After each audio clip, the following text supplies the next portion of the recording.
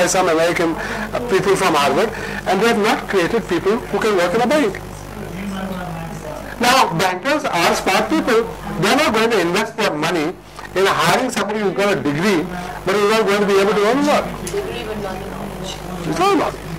Knowledge means hands-on knowledge and able to help the employer to able to conduct his business. And after some time, also join the employer, because the fellow said that this is a good guy. He's helped me to create wealth, so I ask him to join me also and share with me all the profits. I'll just give you an example that if you go for shopping or you buy something, that little boy would immediately know how much money he has to return and what is the bill. While we educated people are constantly counting. This is a calculator. We have more experience counting money than our. Yes. Actually, I'm not talking from the side of the system or from the side of the teachers, very neutral. Two things I want to question. A, from the top, it seems you want to lower standards. Because I think now, it's that's not, she has to. that you want to lower standards because education is being rolled out now. More and more people in my time, few people went to school, now everybody's going to school. And you want to lower the standards. And secondly, if we do away with assessments, final exams, everything, how will we measure what is going on? How would anyone measure? This teacher is good, you know it, and you know that teacher. How do you know the teacher is good? I think may I say something here? No, I want this. This is a very unusual front benchers who are not talking. Normally the back benchers. I want to say something, I might forget later maybe. No, I'm going to give people an opportunity. You must. What is your response to her? That encouraging creative work in classrooms may lead to lowering of standards. No, I'm not. I'm saying do creative. But also the message is coming across that from the teacher's side, it's coming across that assessments are a pressure on the child, on the teacher. Why? You want to lower the standards so everybody gets through. No. He's actually trying to say that those standards that we have already awarded are useless. They are not producing anything. People who can do and don't do are equal to those who can't. For the projects that they That's what Mom wants to say. Actually, What can standards? Can we look at what can standards actually measure? No, I don't say that. That's what I'm saying.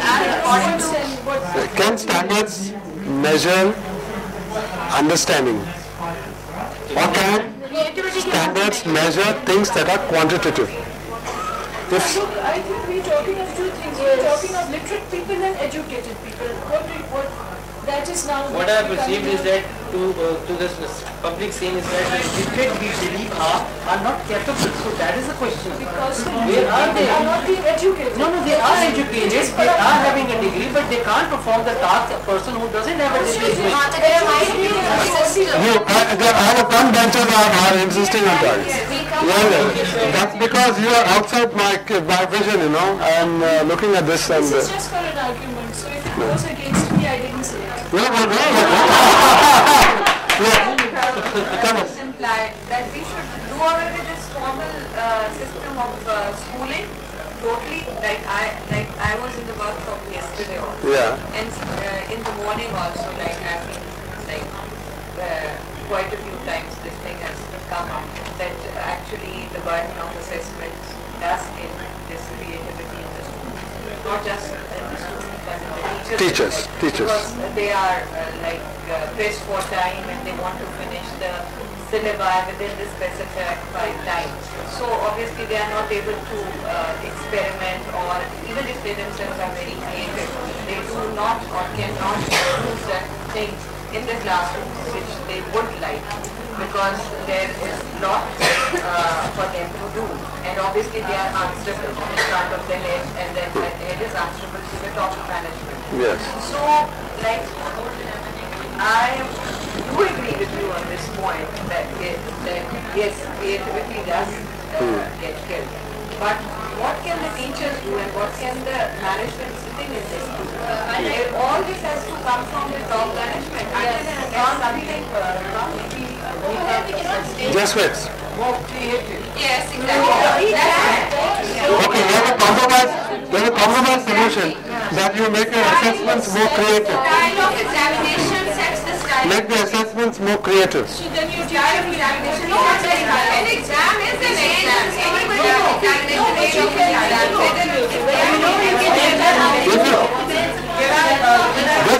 This is degenerating into a bazaar of ideas.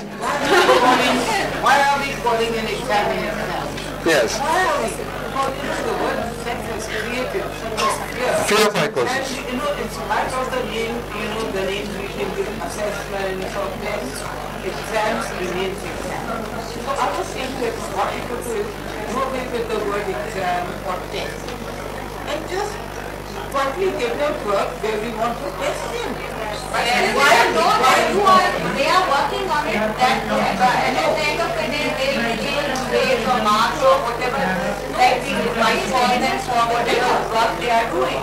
See, the only test as far as kids are concerned is to see whether they are alive or dead.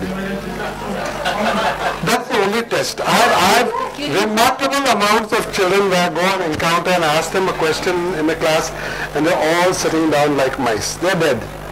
They are timid, they are frightened to get up, they are frightened because somebody is going to laugh at the mistake they make, and they're all, and this is not just children, this happens now, whatever lectures I give at colleges now, I'm fed up, I tell people I'm not coming because your students are all dead. There are MBA students who are dead, there are college students who are dead. I would like to disagree here. It's the teacher who keeps them alive.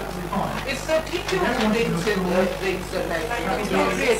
the teacher who create that kind of an environment. So isn't, what I'm saying is, why do you need an assessment is, we get into this assessment problem. For example, suppose there's a factory and there's a lot of pollution and it smells very bad. Now you can do two things. One is you can say there's pollution in the environment because there's a factory working, my nostrils are affected, my throat is affected, I'm in breathing difficulties. So you conclude from your experience that there's a problem in your environment. Then the same thing with the school. If you find that the children are alive, they are bouncing, they are happy to be in school, they are happy to come to school. They are happy to come to school, then you realize that you have done something remarkable. Leo Tolstoy used to run a school, and the children refused to leave to go home in the evenings. You have to accompany them, these guys with their small hands, this man with a big beard and all, and take them and physically put them in a transport back home because they refuse to go home.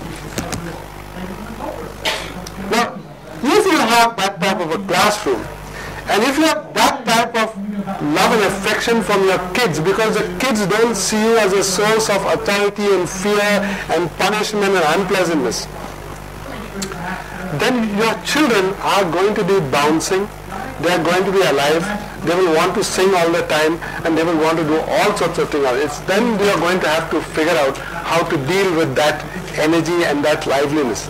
But that's an indicator. I'm telling you, that's an indicator, and I can see the indicators from right down, right up to the top. You can get people, as I said, in universities who are unable at the end of a lecture to ask a very simple question. They're all sitting quiet, and nobody wants to say anything. At least you people are all putting up your hands, you're all fighting to say something. But some of the universities in India, in the IITs, in MBA institutions, they're completely dumb. They have been dumbed down so much that they are not able to stand up or put up their hand or say something.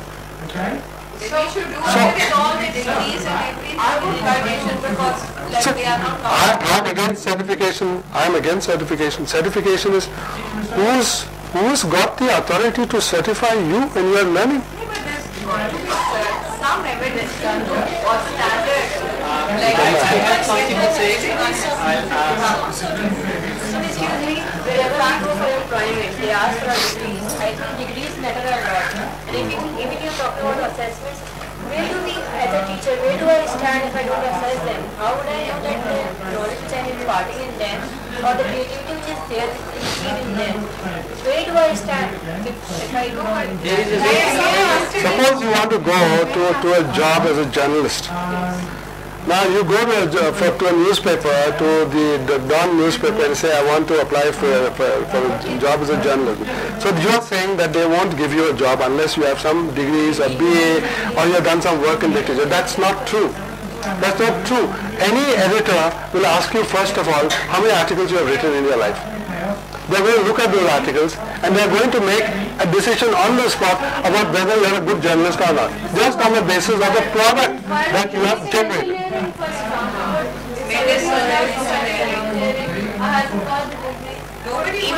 Do you know the number of engineers today who are unable to break open an engine and put it back? They've got a BE after 5 years of engineering. You ask them, can you break apart this diesel engine and put it back, and they can't do it. But I can show you any number of guys on the street.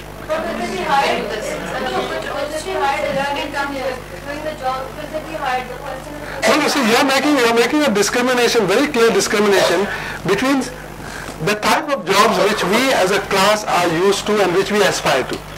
They should be top class jobs, the top class salaries, the top. See, I'm not interested in those type of people anywhere will get employed. I'm talking about the Aam Aadmi whom we are worried about today. We are worried about the people in the flood affected areas. We are worried about people who can't get into Beaconhouse schools. We are asking about people who have a God-given talent to learn and who are not able to exercise that talent for whatever reason. And then we make the assumption that they are not learning, we are learning, because we are in the Beaconhouse school and they are not in the Beaconhouse school and they are not in the school at all. Now I am saying that assumption is wrong. It doesn't operate in the real world. It doesn't operate. There was a question which I asked Richard when I met him outside, and that was about, he spoke very well regarding how we should allow the learning process to be free. Yes. But the question was that when we are at the O-level point, examination assessments, we talk about curriculum-bounded teaching. And if I do exactly. No, but he's made a solid attack on that this morning. Are you accepting his attack or no? That outcomes are really ruining the learning process. Exactly. But I asked him that in the current scenario where you are teaching us to move out of the shell, are the assessors doing anything to modify themselves as well? Upgrade themselves? No, that's what I'm saying. You have to put that in your recommendations. I did, and he told me that at the moment no such activities are taking place in the examination department. We are the initiators. We have started. Maybe in the future they might think on these lines, but to the present time they are going to be assessing the students according to the text material. If whether they like it or not, we have to impart, and to the extent that is required, we have to impart. The way we have to do it is.